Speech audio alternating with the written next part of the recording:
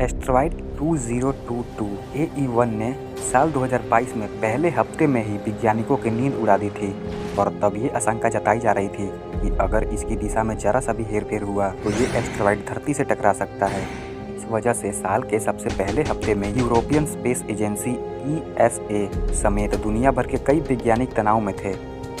खतरा तो वैसे टल गया है और हम आ चुके हैं अब 2023 में, पर ये एस्टेरॉयड 2023 में फिर से आ रहा है और इस बार ये एस्टेरॉयड धरती से टकरा सकता है। इस एस्टेरॉयड को पहली बार 6 जनवरी 2022 को स्टडी किया गया था और एस्टेरॉयड 2022 AE1 को स्टडी करते हुए ये पता चला कि ये एस्टेरॉयड धरती से टकरा सकता था। और गाइस, जब कोई एस्टेरॉयड हमारे धरती की तरफ आता है तो उसका पता लगाने के लिए हमारे एस्ट्रोनॉटों ने एस्टेरॉयड ऑर्बिट डिटर्मिनेशन नाम का एक ऑटोमेटिक सिस्टम है जो एस्टेरॉयड के गति और एस्टेरॉयड को स्टडी करता है। ये एस्टेरॉयड धरती से टकराने वाला है कि नहीं, और यहाँ तक ये सिस्टम ये भी बता देता है कि अगर एस्टेरॉयड धरती पे गिरेगा तो किस जगह गिरेगा, कहाँ पे गिरेगा। तो गाइस, अगर ऐसा हुआ, अगर कोई भी एस्टेरॉयड धरती से टकराता भी है तो बाबा वेंगा की भविष्यवाणियाँ बिल्कुल सच होती नजर आएंगी। आप इसके बारे में क्या सोचते हैं? बाबा वेंगा ने जो भविष्यवाणियाँ की थी, ये भविष्यवाणियाँ लगभग सच नज़र आ रही है और इन्होंने ये भी बताया था कि 2023 में कोई खगोलीय घटना घटने वाली है।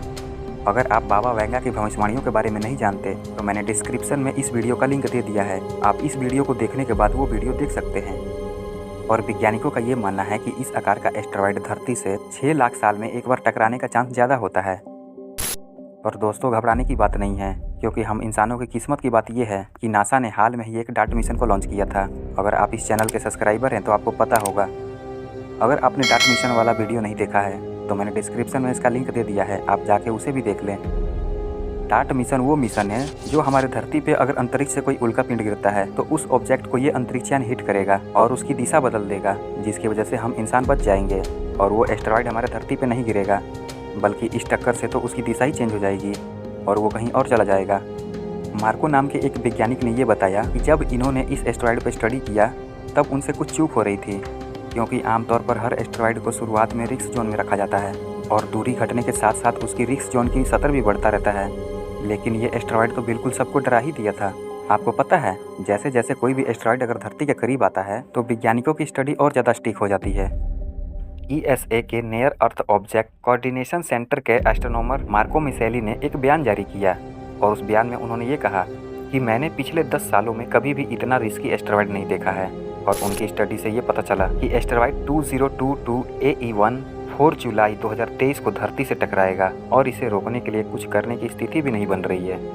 ये टक्कर पूरी तरह से संभावित थी और आपको पता है, ये पत्थर इतना बड़ा था कि धरती पे बहुत बड़ी तबाही मचा सकता था। और तभी एक घटना घटती है और 12 जनवरी को ये एस्टेरॉयड अब दिखना बंद हो गया था। अचानक से ये एस्टेरॉयड चांद की रोशनी में गायब हो गया और वैज्ञानिक फिर से एक बार अंधेरे में थे कि अब क्या होगा।